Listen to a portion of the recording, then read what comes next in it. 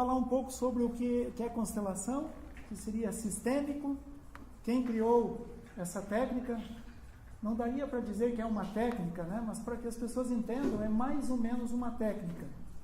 A diferença é que ela não segue um padrão. Uma técnica, normalmente, ela tem um procedimento padrão, enquanto que as constelações, esse procedimento padrão, ele é bastante aberto, ele é bastante livre, né?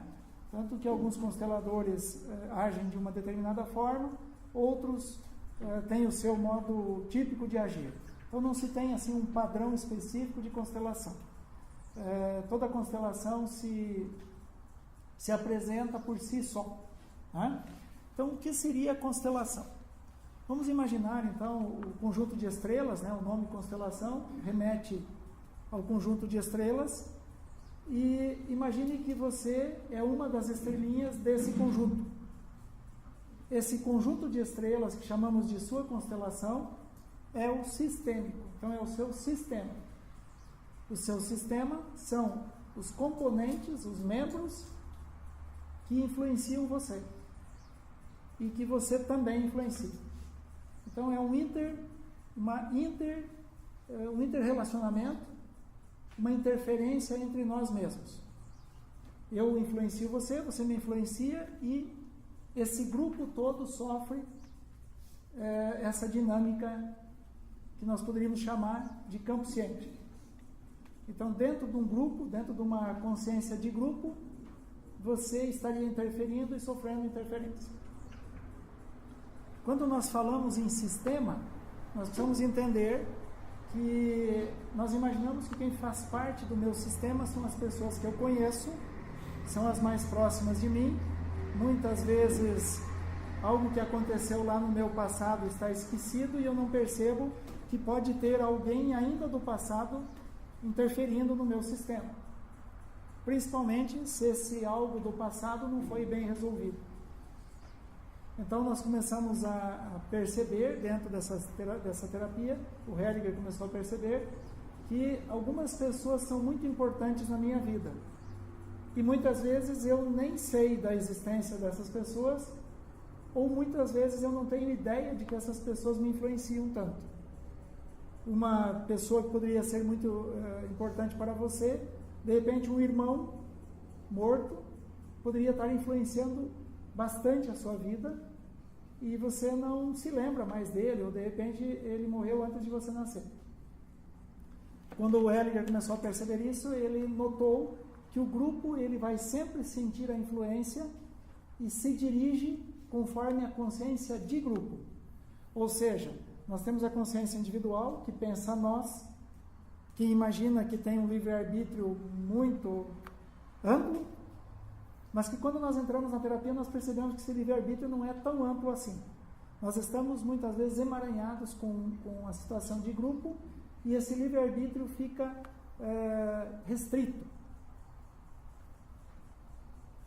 Quando falamos em consciência de grupo, então o grupo pensa nós.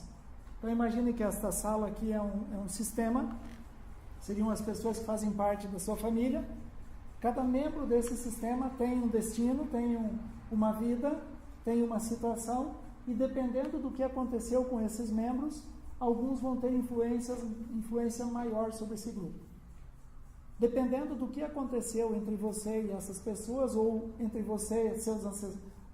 essas pessoas e seus ancestrais, você pode estar sofrendo uma influência bastante dramática. Então, como eu ia dizendo, essa consciência de grupo, ela pensa nós, e o Heliger percebeu que esta consciência de grupo segue algumas regras. Essas regras é para preservar o grupo. Então não tem nada de muito sobrenatural. É como se fosse uma necessidade de sobrevivência, onde o grupo sente que junto ele é mais forte. Tanto que o ser humano ele é gregário, né? Ele já tem tendência a se juntar em grupos. Porém, o que se percebeu foi que esse grupo cria algumas regras que não são assim totalmente conscientes, mas que os membros desse grupo acabam seguindo de forma inconsciente. Tá? Poderia ser chamado de inconsciente coletivo de grupo. O Jung já falou do inconsciente coletivo, Então, logicamente, nós fizemos parte do inconsciente coletivo da humanidade, também fizemos parte do inconsciente coletivo do Brasil, inconsciente coletivo de Cascavel e, logicamente, inconsciente coletivo da sua família e do seu grupo, que poderia te chamar de grupo sistêmico. Porém, nesse inconsciente de grupo, muitas vezes tem pessoas que não têm ligação sanguínea com esse grupo. O Hellinger, então, percebeu que o que é que rege esse grupo, o que faz com que alguns membros desse grupo repitam situações dos ancestrais. Por que eu repito uma história familiar muitas vezes? Por que isso sempre está acontecendo com nossa família? Por que já é a terceira ou quarta gerações de pessoas que têm problema com o alcoolismo? Ou falências, ou relacionamentos muitas vezes que não estão funcionando? Muitas vezes se repete uma doença. Na medicina convencional nós olhamos e entendemos que é genético.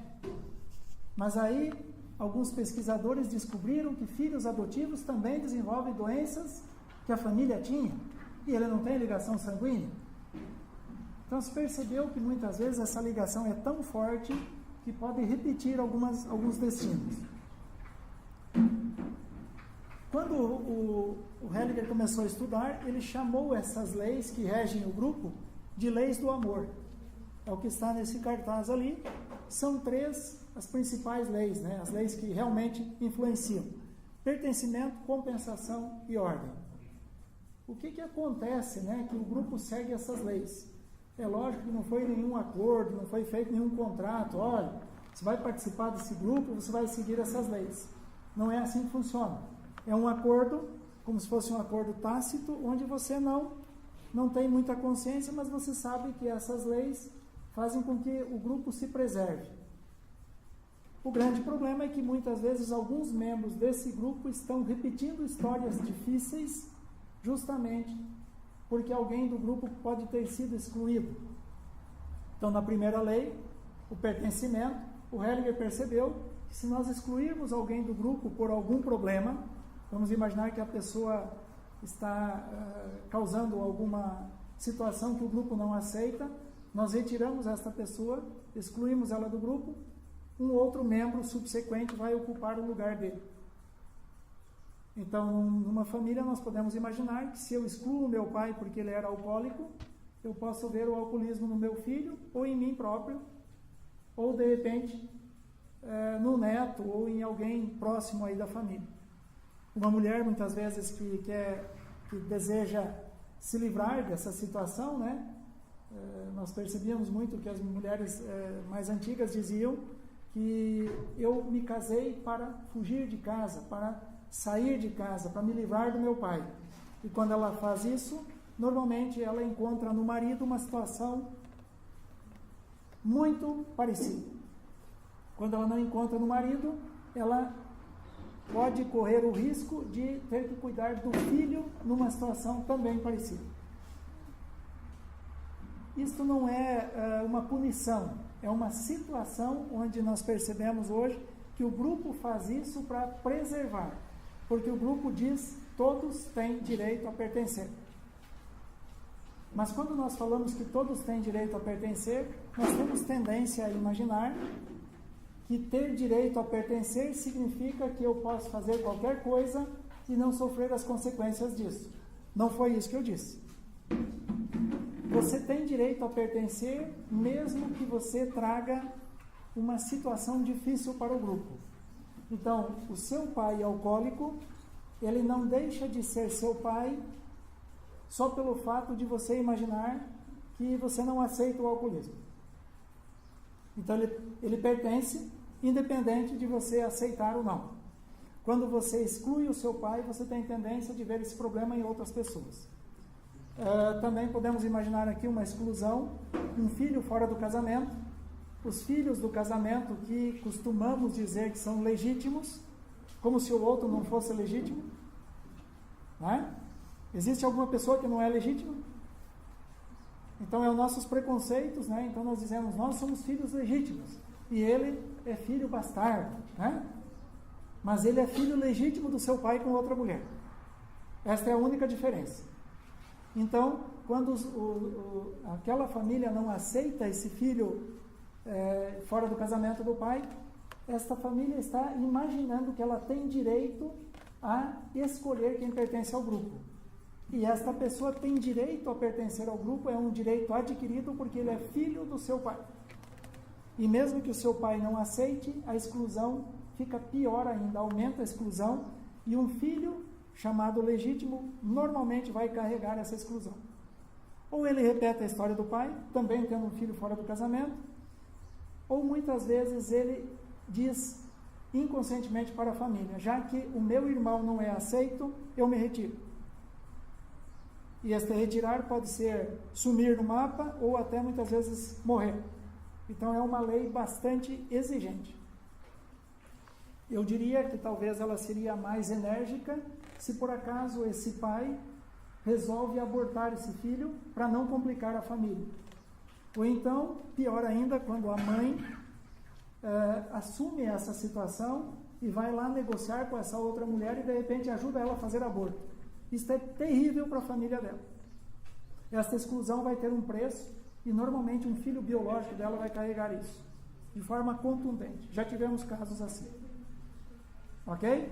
Então, o que significa pertencer? Pertencer significa que cada um de nós tem uma cadeira e tem o direito a ocupar essa cadeira, independente daquilo, da forma como eu vivo. Então, se na nossa família, por exemplo, tem um irmão que não é desonesto, ele logicamente vai pagar pelas consequências, né? Porque quem é desonesto mais cedo ou mais tarde vai se complicar. Porém, ele continua sendo seu irmão. Então, este direito ele tem, continuar sendo seu irmão. Você não precisa emprestar dinheiro para ele, nem fazer negócios com ele, mas você não pode dizer, de agora em diante ele não é mais meu irmão porque ele é desonesto. Você não pode dizer isso porque foi percebido que alguém da sua família, um filho seu, depois pode repetir a história dele. Ou ainda pior, muitas vezes você, uma pessoa extremamente honesta, entra numa falência e não consegue pagar as contas. E aí você vai perceber que você repete a história do irmão sem querer. Então, esta lei do pertencimento, ela é bastante exigente. As pessoas são responsáveis pelos seus atos, mas elas têm direito a pertencer ao grupo. Então, na nossa sociedade, nós entendemos, os marginais muitas vezes provocam um estrago na sociedade, são presos, mas eles continuam fazendo parte do sistema. Eles continuam fazendo parte, estão lá na cadeia, mas continuam fazendo parte. Se este marginal é seu irmão, ele continua fazendo parte, mesmo que você diga que não. Se você diz que não, você traz para você o problema novamente para resolver, de repente, dentro da sua casa agora. E aí, tudo bem? Dá para entender, então, a exclusão? Por aí nós começamos a perceber que muitas das constelações vão buscar o excluído. Então, a mãe vem aqui trabalhar o filho, que está com grandes problemas e não consegue se relacionar, ou de repente está até com um pouco de hiperatividade, ele não sossega, parece que ele se movimenta para 2 ou 3, e se coloca a constelação, se percebe que ela perdeu 3 bebês antes dele. E aí se percebe que esse bebê foi gerado através de fertilização. Se começa a entender que esse irmão está em sintonia com os outros. Ele carrega, junto com ele, mais 4, mais 3. Então, eles são 4. E aí você vai entender que, de repente, ele faz confusão para 4 na casa mesmo. No colégio. E, hoje em dia, né, vai para a Ritalina mesmo, a droga do bom comportamento. E, muitas vezes, essa criança fica debilitada porque ela foi sossegada através de medicação. Então, você tem muito cuidado com isso. Esta criança está trazendo à tona os irmãos que não vieram para ele estar aí. É simples entender isso, porque muitas vezes se pergunta para essa mãe: você quer ter mais filhos? Não, esse chega. Então isso significa que se ela tivesse engravidado do primeiro bebê, os outros não existiriam, muito menos o último. Por isso ele precisa trazer os irmãos à tona. Quando se coloca os outros irmãos e ele convive com esses irmãos numa constelação, ele se acalma.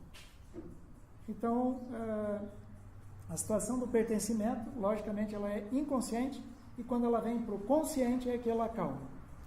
O excluído está excluído normalmente de forma inconsciente ou através daquilo que a gente imagina que é o correto, né?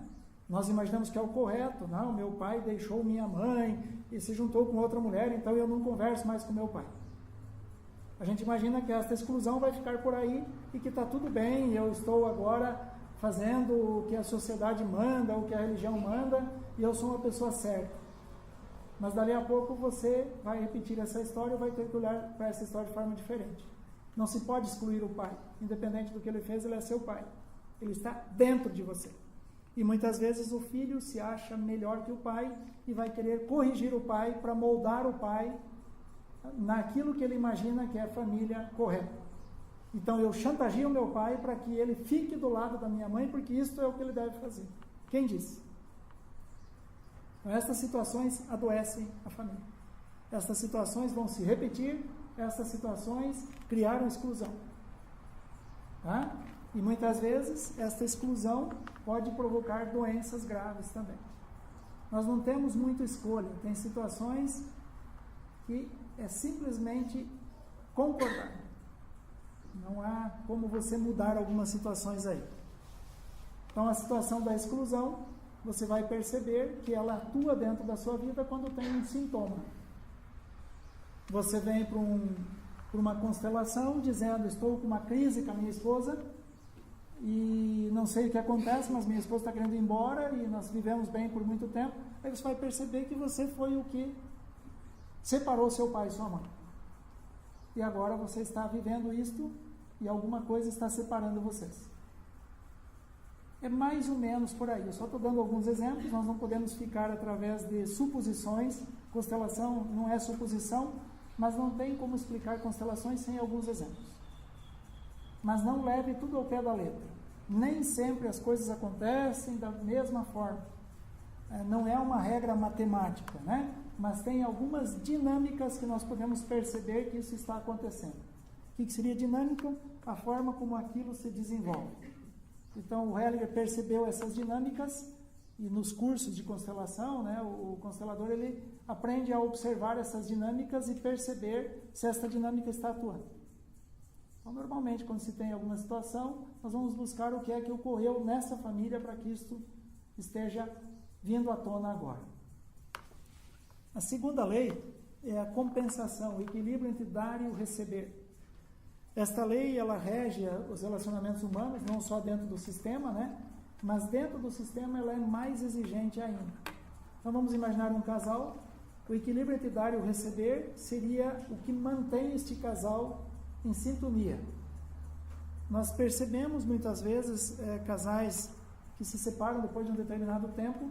Um dos cônjuges, ele diz, normalmente as mulheres entram de cabeça e elas dizem assim, eu abri mão de tudo por este relacionamento.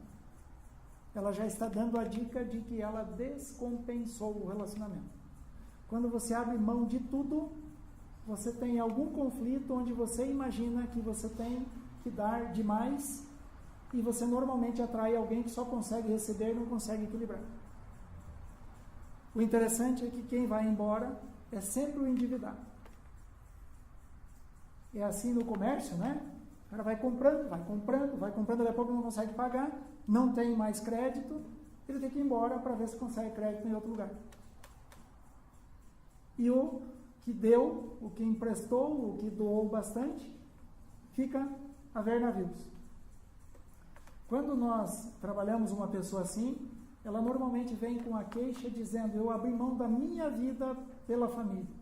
E a gente pergunta, quem mandou você abrir mão de sua vida pela família? Então, esta pessoa começa a perceber que ela está tentando comprar amor. Através do empenho, através de abrir mão da minha vida. Vai dar problema. Isso quando os filhos também não vão embora, porque estão cansados de ouvir a mãe dizer que ela deixou a faculdade quando você nasceu, que eu fiz de tudo por vocês e vocês fazem assim comigo. Então essa pessoa está querendo controlar. Inconscientemente ela tem um amor que adoeceu.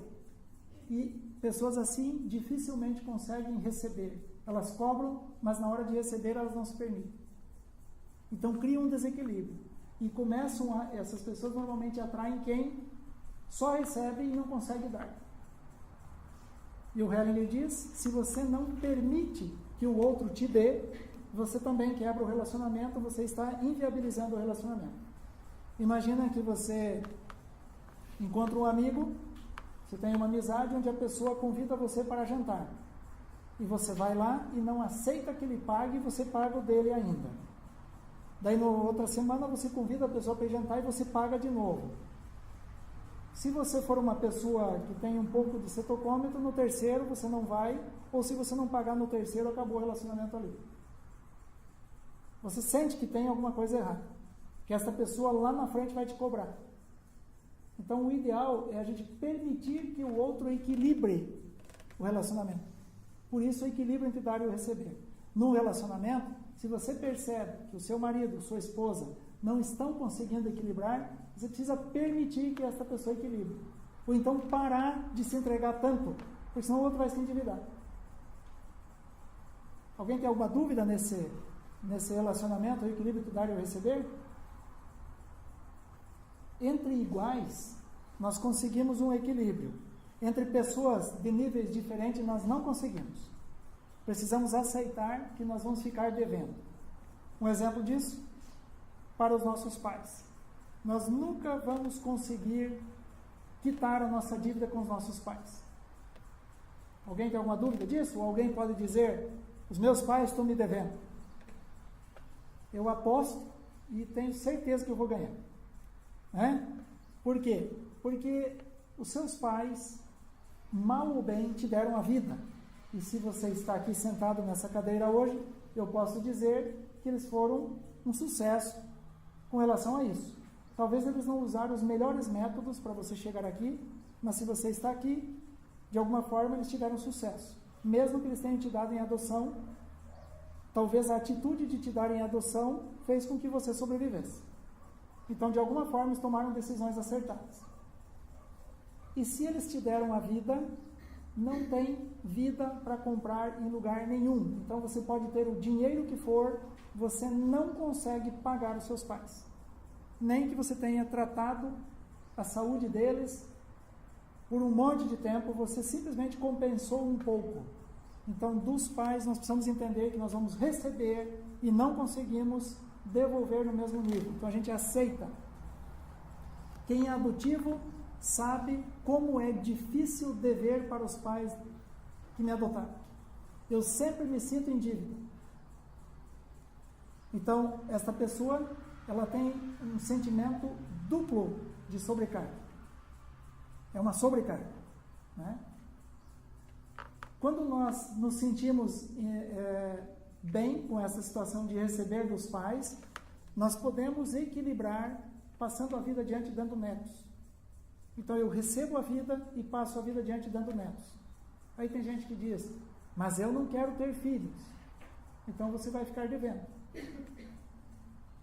E que bom que os seus ancestrais não pensaram assim. Né?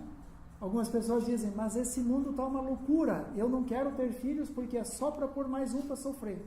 Isso é uma massagem mental de um trauma bem inteligente aí, que explica desta forma o motivo pelo qual eu não tenho filhos. Então, esta explicação significa, eu não estou querendo passar a vida adiante porque eu tenho alguma situação onde eu não posso, né? Porque de repente o sistema tem alguma dificuldade e parou em mim, ou porque eu tenho um trauma e não quero passar a vida dos meus pais adiante. Tem várias situações onde a pessoa inclusive desenvolve esterilidade física porque tem um conflito mental. Se trabalha o conflito mental, a pessoa engravida. Como eu estava dizendo, então dos pais nós recebemos e passamos adiante. Posso compensar um pouco cuidando dos meus pais quando estiverem velhinhos? Sim, mas eu preciso cuidar dos meus pais como filho e não como se eu fosse o pai dele ou a mãe dele agora. Então nós nunca podemos imaginar que vamos cuidar dos nossos pais como nós cuidamos dos nossos filhos. Os nossos pais estão indo para o final da vida. Nós não precisamos ficar ensinando eles, principalmente quem tem Alzheimer, tá? Quem tem Alzheimer está desaprendendo, não queira ensinar para eles. Diferente do seu filhinho, que precisa aprender a comer e não derrubar na mesa. A sua mãe, se tem Alzheimer, ela vai cada dia derrubar mais na mesa. Não queira ensinar para ela. Simplesmente aceite que ela não vai se comportar como uma criança aprendendo. E, logicamente que através da visão sistêmica, o Alzheimer também pode acalmar um pouco, mas é uma das questões que até hoje a gente não teve muito resultado, é Alzheimer.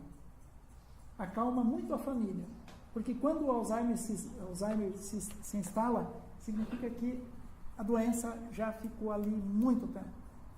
Sabe aquela mãe que vive contando uma história e você diz, esquece isso, mãe. E aí depois você leva ela no médico porque ela está esquecida.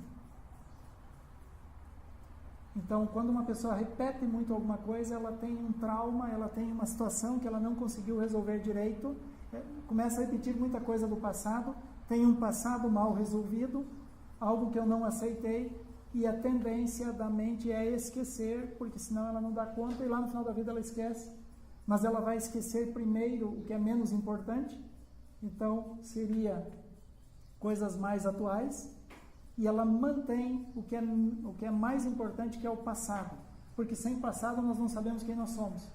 Por isso que o doente de Alzheimer vai esquecendo de frente para trás. E ele fica só com o trauma. Ele não lembra mais nem quem você é, porque você veio depois do trauma dele. Então nós temos que ter cuidado quando nós cuidamos dos nossos pais, temos que cuidar para não desequilibrar. E eu já estou falando um pouco da terceira lei, que é a ordem, que é a hierarquia.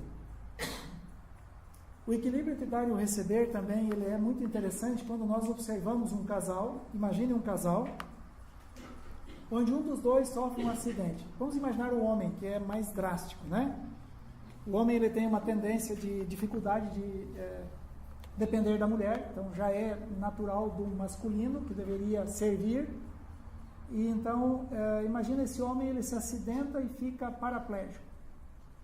E agora ele depende muito da mulher. E de repente ele também não consegue mais fazer o papel de homem no casamento. Ele não é mais ativo, né?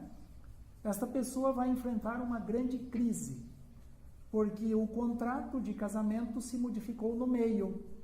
Eu já não posso mais cumprir com as minhas cláusulas. E este homem só consegue ficar com essa mulher se ele aceitar agora receber mais do que ele pode dar.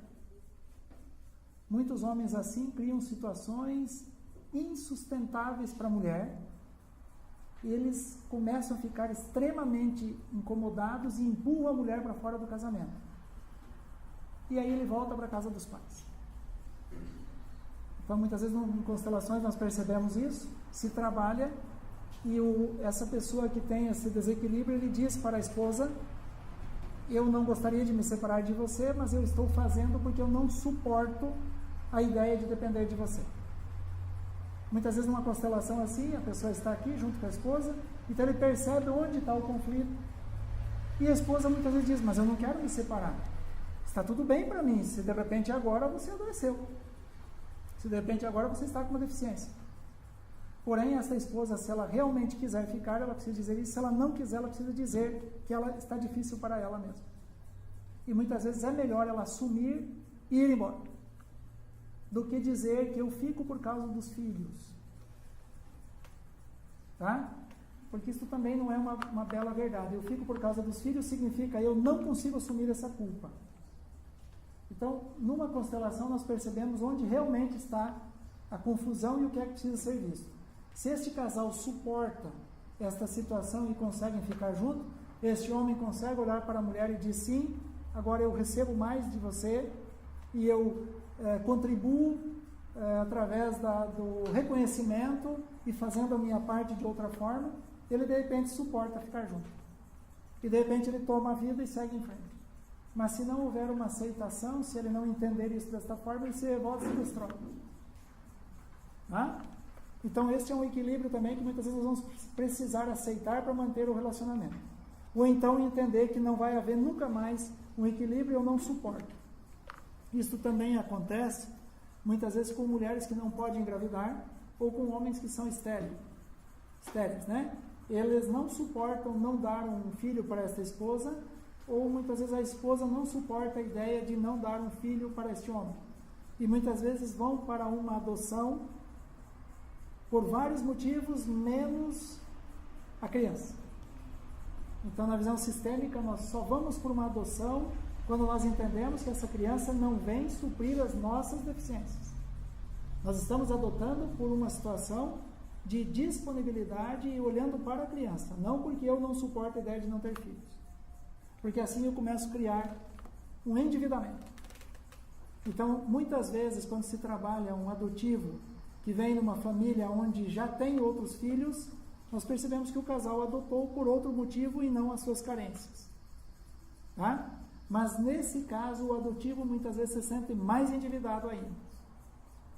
No outro caso, onde o adotivo vem para uma família porque os pais não conseguiram ter filhos, então ele vem. Então ele vem suprir uma carência, ele fica mais ou menos equilibrado. Mas o grande problema é que fica um emaranhamento sistêmico com um certo grau de conforto, mas num determinado momento começa o desequilíbrio.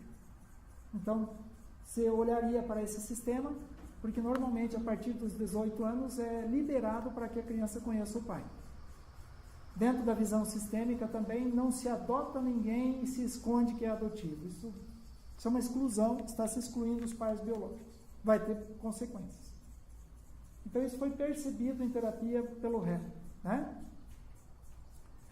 A terceira lei, a hierarquia, né? Então quem vem primeiro é maior, quem vem depois é menor. Então eu não posso querer me arrogar uma importância maior do que os meus pais. Eu não posso me imaginar mais competente que os meus pais. Eu posso entender que, de repente, eu sou um doutor e meu pai é analfabeto. Ok, eu posso ajudar meu pai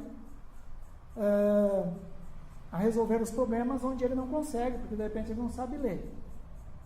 Mas eu não sou melhor que ele. Dá para entender essa diferenciação? Muitas pessoas se imaginam que agora eu assumo aqui porque meu pai e minha mãe, coitados, né? Esses aí são zero à esquerda. Só que nós percebemos que de repente eles têm 3 ou 4 filhos, 2 ou 3 formaram, e você é doutor, mas tem 2 filhos que não querem estudar e um é drogado. E muitas vezes você se acha melhor que seus pais. É comum se constelar assim. Então isso é uma quebra de ordem, onde eu vejo que o meu filho está em sintonia com o meu pai. Enquanto eu não olho para o meu pai, ele não é nada. Você acha que o seu pai é nada, então eu te mostro que quem é nada sou eu. É mais ou menos assim, não é que a gente diz isso racionalmente, a gente diz isso psiquicamente, pelas leis que a gente chama de amor. O Hellinger diz, tem alguém que de repente esqueceu o celular ligado, por gentileza. É comum acontecer, não tem problema, num grupo grande, alguém sempre esquece, né? E um dia é a gente. Que bom que hoje não é, né? Então, como eu ia dizendo, quando nós nos sentimos melhores, nós estamos sendo prepotentes. Então, eu me sinto muito grande.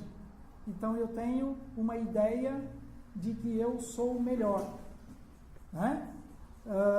Também o Hellinger fala muito da presunção. Nós entendemos que presunçoso é aquela pessoa asquerosa. Presunção significa eu presumo, eu faço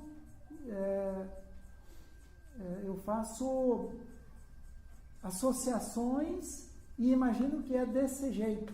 Isso é uma presunção. Então eu presumo que meu pai é incompetente, mas eu não imagino que eles criaram 12 filhos e eu sou um deles. De repente eu sou o último. Então eu sou presunçoso mesmo. Eu imagino e não consigo perceber que os meus pais, com toda a carência deles, foram um sucesso. Para eu ser presunçoso, meus pais tinham que ser um sucesso. Porque eu tenho um nível mínimo de intelectualidade. Só que essa minha intelectualidade, muitas vezes, entra na presunção e na prepotência. E é mais ou menos, né, o que é dito nos livros bíblicos, né, e as religiões pregam, honrar pai e mãe. Nós sempre entendíamos que honrar pai e mãe é mais uma visão religiosa, e aí nos domingos, no dia do culto ou da missa, a gente lembra disso. Mas no dia a dia a gente fala mal, critica, e pode tomar atitudes muitas vezes de se achar melhor. Aí esta lei ela atua fora do tempo, né? Ela atua 24 horas por dia, ela vai ter um custo na sua vida. Muitos de nós dizem, depois que o pai parte e que você tem uma certa idade, hoje eu entendo meu pai, hoje eu entendo minha mãe, né? Então realmente esta visão hierárquica nos ajuda bastante a fazer um movimento já no início, antes de que aconteça um problema. Essa inversão de ordem ela é tão séria que quando se inverte ordem de forma desonrosa, pode ocorrer inclusive que os mais novos se retiram. Então quando se constela, se repõe a ordem. A irmã mais velha ficou como irmã mais velha, a segunda e a terceira. E a mãe, uma só. Isto fez um movimento na vida de todos eles. Então não é a constelação que é milagrosa. É o que eu vejo da constelação e que movimento acontece dentro de mim. E ela, lá na UTI, as irmãs fizeram o movimento aqui, ela recebe a informação lá. Por isso se chama campo ciente, campo que sabe. O que você trabalha influencia todos os outros, mesmo que eles não saibam. É como se fosse um Face ou um WhatsApp, né? Onde tudo que acontece com você é postado. Tudo que acontece você posta e tudo que acontece com os outros você recebe. No WhatsApp seria impossível. Mas imagina um mega WhatsApp, né? Controlado por um que a gente pode chamar de supraconsciente, não é mais nem subconsciente. Subconsciente ele é um pouco limitado. Supraconsciente, nós poderíamos entender a energia universal. A física quântica começa a explicar Deus através dessa energia universal. E é mais ou menos o que a religião diz, né? Onisciente, onipresente. Parece que nós estamos chegando lá, em entendimento. Então, o que a religião falava de forma simbólica, nós começamos a ver hoje de forma científica. Num grupo assim, quando se atua num micro-universo, então se faz uma pequena constelação, se traz o sistema seu para um micro-universo, como se fosse uma maquete, e se mexe nessa maquete, é como se modificasse a casa. Então é mais ou menos assim. O engenheiro estuda primeiro a maquete, faz a maquete e depois o construtor constrói. O interessante é que isto acontece em tempo real. Muitas constelações, a pessoa sai daqui e o resultado já está atuando. Outras têm um tempo mais demorado, até por causa de uma palavrinha chamada aceitação, que nada mais é do que a ação de aceitar. Porque enquanto eu não aceito, nada acontece. Eu vi, mas eu não aceitei ainda. Meu pneu está furado, eu vi, entendi, mas não fiz nada. Continua furado. Agora, eu vi, aceitei que preciso trocar, está chovendo, vou ter que me molhar um pouco, troco o pneu e posso ir embora. Ou então, chamo um táxi. Ok?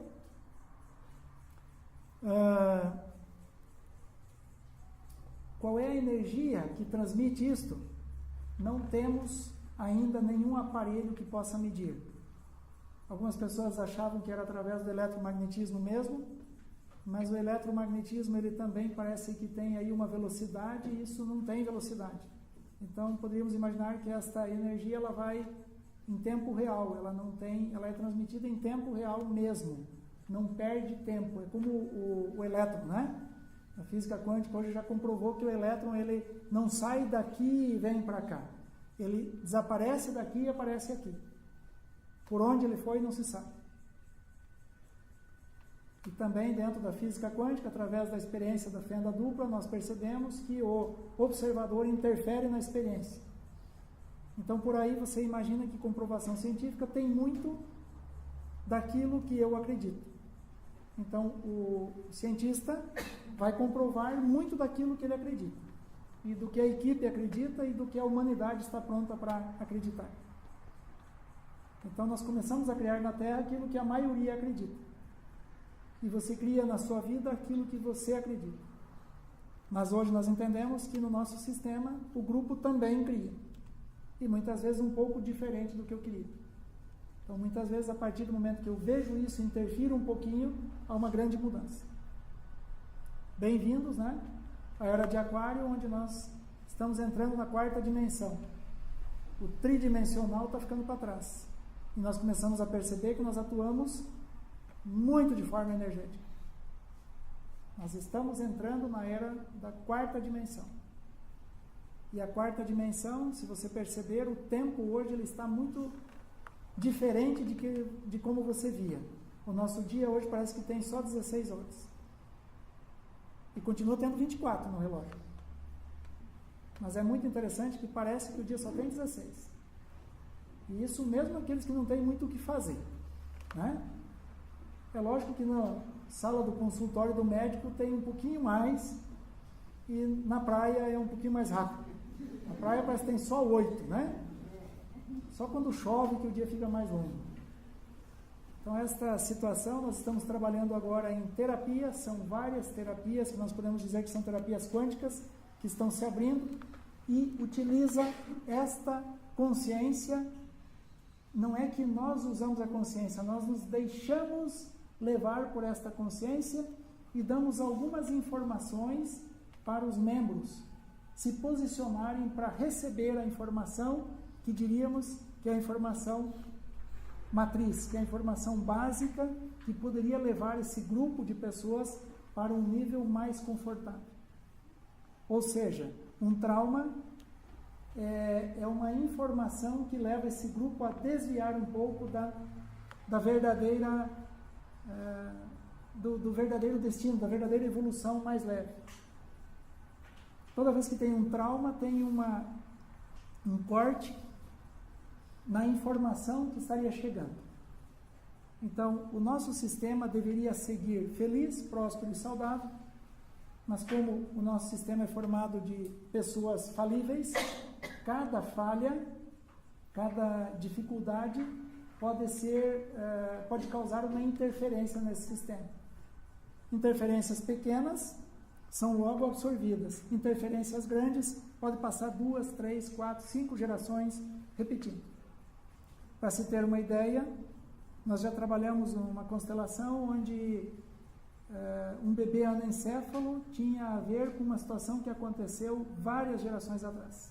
E aquele sistema não conseguia esquecer. Então, é como se um membro do grupo dissesse, então eu venho sem cérebro e eu esqueço. Por todos vocês. Então, nós percebemos, isso é até um pouco bíblico, né? Que se carrega por determinadas gerações e numa determinada geração precisa se resolver. É como faculdade. Se você não passar agora, vestibular de novo. Mas sempre vem um membro e procura resolver. Então, muitas vezes você é o pai desse bebê e fica se perguntando o porquê. Mas muitas vezes o seu sistema vem sobrecarregado. Não existe aqui, então está sendo punido, por que nós recebemos isso? Por que comigo? É justamente pelo mesmo motivo que nós recebemos a vida, nós também herdamos uma situação que de repente não foi bem resolvida no sistema. E se você é a bola da vez, é com você a situação para resolver. Então vamos imaginar assim, se a sua mãe estava grávida de você e ela perdeu o pai dela, e você é um menino, você tem tendência a ficar muito parecido com seu avô. É uma lógica. O bebê está ali no ventre materno e a mãe está chorando, sentindo muito a perda desse homem.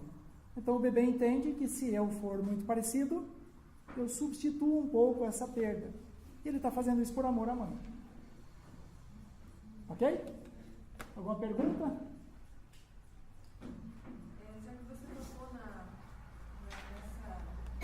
bebês anencéfalos, essa epidemia que está vendo tem alguma coisa, pode ser atrelada a algum... Eu vou falar algo aqui, mas por favor, não vão me linchar. Toda vez que tem uma epidemia, se entende que a nação está passando por uma dificuldade. Então eu vou falar de forma bem simbólica, entenda quem quiser. Os nossos dirigentes em todos os níveis estão com a cabecinha desse tamanho. E a população informa isso através dos descendentes. Principalmente, as pessoas mais necessitadas estão se sentindo órfãs. E eu não estou falando de um partido. Eu estou falando de lideranças. As nossas lideranças não conseguem nos entusiasmar.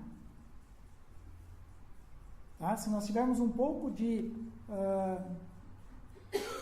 isenção, nós vamos perceber que hoje, no Brasil, nós não temos um líder que a gente pode dizer, eu confio em você. Não estou dizendo que ter um líder que cativa as unanimidades seja bom. Nós temos vários exemplos aí, onde um líder com unanimidade arrastou a nação para estragos muito grandes. Mas era muito desejável que existissem lideranças que nos conduzissem para algo que a gente pudesse confiar. A maior parte da população hoje não consegue imaginar que os líderes são competentes. E o que é liderança? Normalmente é cabeça. Isto é uma visão energética nacional. Então, para vir um vírus, para vir não sei o que, para provocar microencefalia, aí é um pulinho. Assim como houve epidemias de poliomielite. Tá?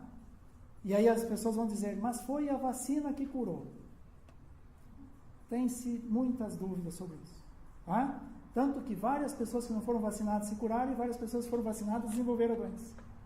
Mas no nível geral, aquilo passou.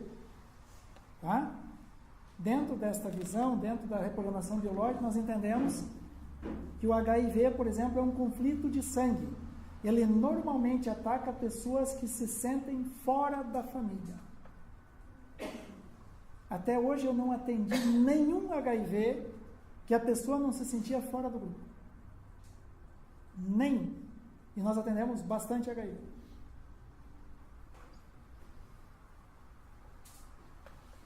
Tudo bem? Então eu acredito que isto seja uma situação nacional. Eu, pessoalmente, vejo desta forma.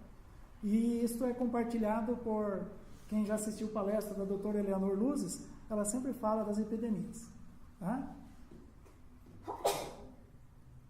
Jair, um pertencimento, inclusão e exclusão. A família teve 4 filhos, a mãe, e o terceiro filho foi adotado. O mais novo, ele sobrecarrega, o último que nasceu, porque um desses filhos foi retirado do meio da família? Então é uma suposição, é difícil imaginar como seria, mas depende da forma como esse filho veio para a família, depende como foi, se o outro, esse mais novo já existia, não existia ainda. Então, vamos imaginar assim, os pais, simplesmente, uma mulher quis dar o filho e os pais pegaram e levaram para casa. Isso é terrível. Tá? Não se pode fazer assim com seres humanos. Uma mãe não é dona do filho para dar o filho. Ela, tudo bem, né? Ela tomou essa atitude, mas o ideal, isso é sistêmico, tá, gente? Nós estamos aqui julgando o que ela fez, o que ela deixou de fazer. Mas para se dar uma criança, o sistema dela precisa estar informado. Então, ninguém do sistema vai ficar. Aí se vai para o público, para outras pessoas. Somente assim. Se alguém não soube ou ficou de fora, exclusão. Vamos imaginar essa mãe quer dar o filho e ela nem avisou o pai que ela engravidou, porque ela não quer incomodar ele, porque ele é casado. Então eu engravido, sumo da cidade por um tempo, engravido e dou a criança. Esta criança tem direito humano. E este pai teria direito a saber. Tudo bem que de repente não ia queria abortar. Mas ele tem direito a saber. De repente os avós, de repente os pais dela, de repente os irmãos dela. Então é complexo. Por isso que o sistema brasileiro ele é um pouco excludente, mas ele protege quem adota. Quando você adota através do juiz, significa que já está à disposição de todos. Ah, mas o pai não sabia. Isso não é com você. Mas ficou à disposição, foi colocado em edital, a criança está lá no orfanato. Aí você leva para sua casa. Adoção legal. O peso aqui no Brasil é que esta criança perde o nome dela e recebe um outro nome. Isso é feito também para proteger a família que adota e a criança, mas não deixa de ser uma exclusão. Então o João se torna agora Michael Jackson, né? e aí ele já tem uma exclusão. É difícil. Então é uma situação muito interessante para se trabalhar. Hoje o Sam Stark é um juiz constelador que está mexendo nessa, tentando mudar essas legislações para que fiquem mais sistêmicas. Mas uma adoção normalmente vai ter exclusão, vai ter um pouco de desequilíbrio, vai ter um pouco de perda de hierarquia. Onde perde a hierarquia? Os pais que adotam se sentem melhores que os pais que deram. E não são. Alguém tem alguma dúvida? Experimenta você que adota fazer aquela criança. Não tem como. Então, essa criança foi gerada por um casal e nisto eles são maiores que você. Então os pais do coração vêm depois dos pais biológicos. Com esta ordem, o bebê, a criança, pode seguir. Pode vir para a família de forma mais curada. Mas como você me cita algo, tem muita coisa aí. Por isso que a gente não faz suposições. O último filho pode sofrer consequências? Se foi daquele jeito que eu falei, com certeza. Se foi de forma mais tranquila, se foi mais tranquilo. Se esse bebê foi dado porque os pais morreram, é uma coisa. Se esse bebê foi dado porque os pais eram drogados e o conselho tutelar tirou, é outra coisa. Então, não tem como medir isso, só através das consequências. Tá? E normalmente, quando se trabalha um adotivo, ele vem com uma carga, ou física ou emocional. Normalmente, física, que já é do emocional. Então, não tem coisa melhor do que olhar para isso. Quando se trabalha uma adoção, se olha para os dois sistemas. Tá? Não tem como citar um exemplo e fazer uma constelação do exemplo. Tá? Mas tem como dizer, na minha família aconteceu isto, está acontecendo isso, e aí eu trabalhar, daí a gente vai ver o que realmente aconteceu. Mas precisamos entender que a constelação vai trazer um panorama necessário para aquele momento. Vai ficar muita coisinha de fora que você não precisa acessar. E mais um detalhe, do panorama que aparece, você ainda pega só 10%. O resto acontece com os representantes. Se você foi representante, você sabe do que eu estou dizendo. Você está ali representando, você conseguiu expressar 5% do que você está sentindo. O resto aconteceu no seu coração. E a psique da pessoa pega tudo. É impressionante. Então, o que eu estou dizendo é que isso aqui é uma ferramenta dessa nova era aí, do ser quântico, do ser quadridimensional. Que nós estamos bem desacostumados a ser. Né? Hoje tem muita coisa acontecendo e a gente está um pouco desnorteado. Precisa focar. Tem dois mundos, né? Um que está ruindo e o outro que está sendo construído.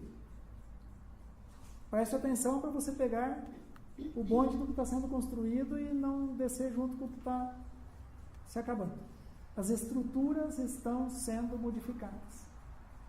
O que era da era de peixes aí, as estruturas da forma como nós conhecemos, está sendo demolido. As estruturas políticas, administrativas, econômicas e a biologia também. O planeta exige mudança. E nós estamos mudando. Né? Eu sou muito utópico. Eu sempre acreditei numa força superior. Eu não imagino que vai haver destruição. E eu acredito que precisamos nos conscientizar. E muitas vezes essas situações de destruição são para nos mostrar que realmente temos um certo livre-arbítrio. Mas existe uma força superior que de repente conduz aí as massas, né, as nossas consciências. Porque se deixar por nossa conta fica meio difícil.